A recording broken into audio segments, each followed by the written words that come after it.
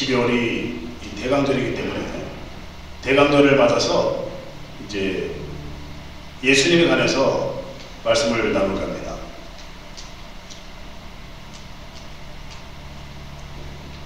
하나님은 예수님을 이 땅에 보내시기 위해서 그 구약에서 많은 것을 준비하셨습니다. 그래서 이 구약에 보면은 예수님의 이름을 쓰시지 않고 빛이라는 이름으로 예수님을 거론하고 있습니다. 구약과 신약이 모두 하나님이 예수님을 드러내기 위해서 하신 그런 내용인데, 그 중에서도 이 구약 전체를 예수님을 빛으로 하나님이 말씀하시면서 많은 부분에서 예수님의 그 모형과 예수님의 그림자, 그 예수님의 대표로 나타내는 것을 볼 수 있습니다. 하나님이 예수님을 이 땅에 보내시기 전에 예수라는 이름을 쓰지 못하셨어요. 왜냐하면 예수라는 이름은 성모 마리아를 통하여 성육신으로 예수님이 오시고 나서야 쓰시는 이름이기 때문에 그전에는 예수라는 이름을 쓰지 않고 빛이라는 이름을 쓰고 있습니다. 그래서 창세기 1장 3절에 보면은 이 하나님께서 빛이 있으라 하심에 빛이 있었고 하나님이 보시기에 좋았더라, 이런 말씀이 나오는데, 이 창세기 1장 3절의 이 말씀 한 구절에 사실은 요한계시록 끝까지의 그 모든 것을 포함하고 있는 내용입니다. 빛이 있으라, 이 얘기는 이미 하나님께서 이 오실 예수님, 그리고 초림의 예수님, 다시 오실 재림의 예수님에 대한 모든 것을 다 포함하는 그 내용이 그 한마디에 다 들어있는 거예요. 그렇기 때문에 하나님은 빛을 만드신 겁니다. 빛이 있으라. 바로 이 세상에 대한 하나님께서 모든 것을 계획하시기 위해서 빛이 있으라, 이 말씀을 하신 것을 볼 수 있습니다. 하나님이 그래서 이 오실 예수님에 대해서 이 구약에서 어떻게 많은 준비를 하시는지, 많은 부분에서 예수님을 드러낸지를 우리가 볼 수 있어요. 우리가 이 창세기 3장 15절에 보면은 바로 십자가의 희생으로 하러 오신 예수님을 예표하시는데, 여자의 후손은 네 머리를 상하게 할 것이요 너는 그의 발꿈치를 상하게 할 것이다. 이미 창세기 3장에 하나님께서는 초림으로 오실 예수님이 어떤 모습으로 오실지를 보여주고 계신 것입니다. 사단은 예수님의 뒷발꿈치를 18cm 가까이 되는 대못에 그걸 박아서 상하게 할 것이지만, 예수님이 십자가에 달려 죽으심은 바로 하나님의 뜻이 완성되는 그런 놀라운 하나님의 원대한 계획이 있는 것입니다. 그리고 하나님은 이 아담과 하와가 범죄했죠. 선악과를 따먹고 나서 범죄했음에도 하나님을 뜻을 거스렸음에도 불구하고 하나님은 그들을 사랑하셔서 바로 예수님의 희생을 예표하는 가죽옷을 입혀주는 걸 볼 수 있어요. 창세기 3장 21절에 보니 여호와 하나님이 아담과 그의 아내 하와를 위하여 가죽옷을 입히시니라. 이 가죽옷은 어떤 의미입니까? 가죽옷은 바로 어떤 한 동물을 희생해야만 나오는 그런 옷인 거예요. 해지지 않는, 찢어지지 않는, 영원할 수 있는 이 가죽옷은 바로 구원의 옷을 상징하는 것입니다. 그렇기 때문에 하나님께서는 신실하시게도 우리가 어떠한 잘못을 지고 어떠한 죄에 빠졌다 할지라도 하나님은 끝까지 우리를 사랑하신다는 그 하나님의 뜻을 우리가 명심하시기 바랍니다. 예수님이 빛으로 오실 이 내용은 어떤 내용인가요? 예수님이 빛으로 오신다는 내용은 바로 두려움에서 소망으로 바뀐다는 것입니다. 창세기 보면은 아담이 하나님에게 떠나고 나니까 두려워하여 숨었나이다 이런 말 했죠. 하나님의 영이 이 안에 계시면 우리는 두려움 없는 겁니다. 그러나 하나님의 영이 떠나고 나면 우리는 두려움과 막막한 세상의 염려로 갈 수밖에 없는 그런 존재예요. 예수님이 빛으로 오신다는 얘기는 바로 이 두려움이 없어지고 소망으로 바뀐다는 그런 소식인 것입니다. 그리고 태초에 있었던 혼란이 아니라 희망을 뜻하는 것입니다. 그리고 어둠이 아니라 빛으로 오신다는 그런 것을 보여주는 것입니다. 하나님은 우리에 대한 구원의 원대한 계획이 있으시죠. 그래서 이 바로 빛이신 예수님을 보내는데 예수님을 이렇게 표현하는 거예요. 요한복음 14장 6절에 보니 내가 곧 길이요 진리요 생명이니 나로 남지 않고는 아버지께로 올 자가 없느니라. 그리고 에베소서 2장 8절 9절에 보면 이런 말씀하세요. 너희는 은혜로 의하여 믿음으로 말미암아 구원을 받았으니 이는 너희에게서 온 것이 아니라 순전히 하나님의 선물이라. 이게 바로 우리가 행위 구원과 믿음으로 나오는 구원의 차이죠. 우리의 선한 영향력으로는 어떠한 행위도 구원을 받을 수 없지만 예수님을 믿음으로 나오는 은혜로 받는 믿음은 그것이 참 구원이에요. 참 하나님의 선물이라는 것을 말씀하는 것입니다. 하나님은 또한 초림으로 오실 예수님을 위하여 한 인간을 세우셨어요. 아브라함이라는 사람을 갈대아 우르에서 불러내서 그를 세우셔서 민족의 조상, 민족의 아버지로 세우신 것입니다. 그리고 한 가족을 세우셔서 12지파의 모든 빈족으로 뻗어나갈 수 있는 그런 기틀을 마련하는 걸 볼 수 있습니다. 그리고 야곱과 유다와 다윗의 계보를 통해서 예수님의 족보로 이어지는 그런 계보를 만드신 거죠. 이런 것이 바로 하나님이 예수님을 위하여, 예수님이라는 한 분을 위하여 한 인간을 세우고 한 지파를 세우고 한 계보를 세우시는 하나님의 놀라운 계획을 우리가 볼 수 있는 것입니다. 그리고 하나님께서는 이사야서를 통해서, 이사야서가 어떤 내용이죠? 우리가 보니 흔히 말하는 4대 복음서는 이 마태, 마가, 누가, 요한복음이지만은 이 이사야서는 구약에 있지만은 제5복음서로 통하고 있습니다. 그만큼 이사야는 예수님에 대한 얘기로 가득 차 있습니다.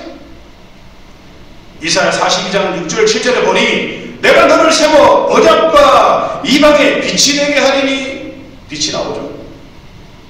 이사야 60장 1절을 보니 일어나라 빛을 발하라 이는 내 빛이 이르렀고 여호와의 영광이 내 위에 임하였느니라. 이 말씀이 신약에서 성취되는 걸 볼 수 있죠. 마태복음 4장 14절에 보면 이는 선지자 이사야를 통하여 하신 말씀을 이루려 하시니, 요한복음 8장 12절에 보니 나는 세상의 빛이 나를 따르는 자는 어둠에 다니지 아니하겠고 생명의 빛을 얻으리라. 빛이 나오죠. 예수님을 말씀하는 것입니다. 그리고 이사야는 9장과 53장을 통하여 예수님이 어떻게 이 세상에 오실 것인지, 그리고 예수님의 외향이 어떤 모습으로 오실 것인지, 예수님이 어떤 고난을 받을 것인지를 자세히 보여주고 있는 것입니다. 이사야 53장 2절을 보니 그런 여린 순 같고 마른 땅에 나는 뿌리 같아서 고운 모양도 없고 풍채도 없고 흠모할 만한 아름다움이 없도다. 예수님의 아주 정말 우리가 상상을 못하는 아주 그런 모양을 보여주시고 있는 것입니다. 그리고 예수님의 고난은 이 5절에 보니 그가 찔림은 창이죠. 우리의 허물을 위하여, 그가 상함은, 그가 마음이 상한 것은 우리의 죄악 때문이라. 그가 징계를 받음으로 우리는 평안을 누리고 그가 채찍에 맞음으로 우리가 나음을 입었도다. 아주 유명한 예수님의 고난에 대해서 자세히 말씀하죠. 그러나 이 유대인들은 이 말씀을 받아들이고 거부하고 있죠. 지금까지. 얼마 전에 그 유튜브에서 어떤 기자가 이 내용을 가지고 예수님의 외모, 예수님의 고난을 질문했더니 유대인들이 모두 이 말을 믿으려 하지 않는 걸 볼 수 있었어요. 믿고 싶지 않겠죠. 그들이 원하는 메시아는 백마를 타고 이 세상을 다 우리에게 넘겨줄 수 있는, 우리의 핍박을 이겨낼 수 있는 그런 메시아로 보기 때문에 잘못 알고 있는 것입니다. 그리고 이 이사야 9장에 보면은 예수님이 어떤 모습으로 탄생하실지를 보여주고 있습니다. 이사야 9장 6절에 보니까 한 아이가 낳고 한 아들을 우리에게 주신 바 되었는데 그의 어깨는 정사를 배웠고, 정사가 뭐죠? 통치 다스리는 말. 그의 이름은 기묘자나. 기묘자는 무엇입니까? 기적 같은 아주 신묘한 그걸 모사라. 모사는 뭐죠? 예수님은 우리가 동행하시는, 우리에게 조력자로 나타나시는 그런 분이라고 합니다. 전능하신 하나님이라 영존하신 아버지라 평강의 왕이라 할 것이라. 예수님은 이래 우리가 평강을 찾게 되죠. 아담이 하나님에게 따라오는 말미암아 평강을 잃어버렸던 것을 바로 예수님이 오셔서 그 평강을 누리게 해주시는 그런 말씀을 하는 것입니다. 그리고 하나님은 이 오실 예수님을 위하여 이 많은 부분에서 예수님을 예표하고 계십니다. 여자의 후손은 바로 예수님을 예표하는 거죠. 모세와 다윗은 우리의 구원자요 왕으로 오실 예수님을 예표하는 것입니다. 그리고 대표적으로 왕과 제사장, 이 선지자는 구약에 있는 모든 이 나오는 등장하는 인물들이 불완전한 그런 왕이, 불완전한 선지자요 불완전한 제사장으로 묘사되었는데, 그러므로 참 왕이, 참 제사장이요 참 선지자는 바로 예수로 인하여 완성되는 것이다. 이 말씀을 보여주고 있습니다. 또한 이 구약의 율법은 완전하지 못하죠. 바로 율법에 완성하실 분 바로 예수님입니다. 이것을 바로 하나님이 드러내시기 위하여 구약의 토라, 그것도 보여주고 있는 것입니다. 그리고 십자가 사건이 너무나 중요한 일이기 때문에 하나님께서 구약의 십자가 사건을 많은 곳에서 드러내고 계세요.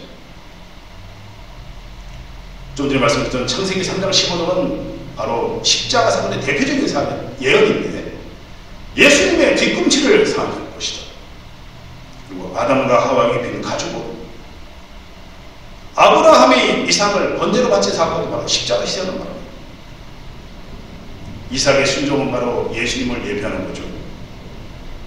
출애굽기 12장의 6월절의 어린 양, 이것도 바로 하나님이 오실 예수님을 위해서 말씀하십니다. 노뱀은 십자가 희생을 예표하죠. 성막의 구조를 감아보면요, 이 성막이 어떤 구조로 생겼냐면, 하나님이 이렇게 성막을 하시다 그러셨는데 성막이 십자가예요.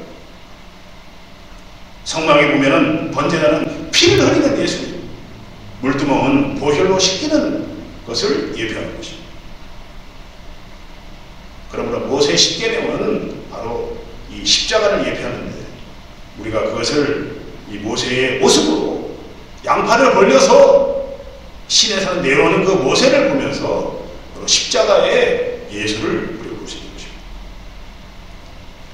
우리 요셉을 보면은 예수님과 닮은 모습이 많죠. 예수님은 은 30냥에 팔리셨는데 요셉은 은 20냥에 팔리게 됩니다. 요셉은 형제들에게 버림당했는데 예수님은 유대인들에게 버림당합니다. 창세기 30장 28절을 보니까 은 20세겔에 그를 이스마엘 사람들에게 팔매 요셉을 애굽으로 데려갔다. 노아의 방주는 하나님이 바로 예수님의 모형으로 보여준 것입니다. 노아의 방주 안에만 들어가면 사는 것이다. 요나의 표적은 바로 부활하실 예수님을 예표하는 것입니다. 내가 보여줄 것은 바로 요나의 표적밖에 없는 이 말씀 하셨잖아요. 이외에도 하나님께서 예수님을 위하여 이 마태복음 1장에 보면은 예수님의 족보를 통하여 민족을, 모든 민족을 표현하는 그런 계보를 보여주시는 걸 볼 수 있습니다. 그리고 하나님은 오신 예수님을 위하여 바로 세례 요한이라는 사람 중에서 가장 훌륭한 그런 사람을 예비해 주신 것입니다. 그리고 예수라는 분을 성육신으로 태어나게 하시기 위해서 마리아와 요셉이라는 그런 의로운 이 두 사람을 예비해 주신 것입니다. 이외에도 구약에 보면은 전부가 하나님께서 예수님을 드러내기 위해서 하신 거예요. 다 예수님이다니. 그러나 예수님의 이름은 하나님께서 성육신으로 오신 다음에 드러내시기 위해서 감추신 거예요. 그러므로 예수님은 빛으로 계속 묘사하신 것입니다. 구약의 빛은 바로 예수님이며 이 신약에 와서는 이 마리아를 통하여 잉태를 해야만 되는 그 이후에 바로 예수라는 이름을 갖게 되는데, 바로 예수라는 이름이 자기 백성을 죄에서 구원할 자, 그리고 임마누엘, 우리와 함께 하신다, 이런 뜻으로 예수님을 묘사하게 되는 것입니다. 우리가 이제 감사주일을 보냈는데요, 이 감사주일은 이 대감주일과 연관이 있습니다. 이 추수감사의 의미는 우리가 이 영적인 성장에 대한 감사로 표현할 수 있고, 그리고 신앙의 열매로 더 낮아지는, 성숙한 것이 낮아지는 그런 것을 우리가 볼 수 있는데, 벼가 익으면 고개를 숙이고 모든 과일은 아래로 향하게 되어 있어요. 이것은 순전히 하나님의 이 섭리, 모든 과일은 아래로 향합니다. 성숙하고 익어지면은 바로 아래로 향한다는 그 의미는, 우리가 신앙적인 성숙이 이루어지면은 바로 우리의 그걸로 말미암아 우리가 더 낮아지라는 그런 하나님의 메시지가 들어있는 것입니다. 우리 감사절을 맞아서 이 빛으로 오실 예수님, 이 예수님을 잘 기억하면서 우리를 영원한 천국으로 인도하실 그 예수님을 기억해야 될 것입니다. 자, 그래서 지금 잠깐 아주 귀한 이 구절을 암송을 좀 하겠는데요, 우리가 너무나 잘 알고 있는 하나님의 극진한 사랑을 보여주는 요한복음 3장 16절을 다 함께 암송해 보겠습니다. 시작. 하나님이 이처럼 세상을 사랑하사 독생자를 주셨으니 이는 저를 믿는 자마다 멸망치 않고 영생을 주려 하심이니라. 아멘. 그리고 로마서 5장 8절 있죠. 자, 따라해 보시겠습니다. 우리가 아직 죄인이었을 때, 따라해 보시겠습니다. 우리가 아직 죄인이었을 때 그리스도께서 십자가에 죽으심으로 하나님이 우리에 대한 자기의 사랑을 확증하셨느니라. 아멘. 여러분, 이 이상 큰 사랑이 무엇이 있을까요? 하나님은 빛이 있으라 하시니 빛이 있었고, 그때부터 이미 우리에 대한 사랑을 확증하시기 위해서 예수는 십자가에 달려 죽게 하심으로 하나님의 사랑을 확증하시는 그 일을 이미 계획하셨는 이 말씀. 우리가 대관절을 보내면서 빛으로 오신 예수님, 희생하러 오신 예수님, 우리를 구원으로 이르기 위해서 죽으러 오신 예수님을 기억합시다. 그리고 여기서 그치지 말고 빛으로 오실 그 예수님을 기억하면서 우리가 이 많은 이들에게 이 사실을 전파해서 예수님만이 참 믿음이요 그 은혜로 말미암아 구원받는 사실을 전합시다. 그리하여 하나님의 놀라운 사랑과 계획을 묵상하는 시간 되시기를 진심으로 축원하며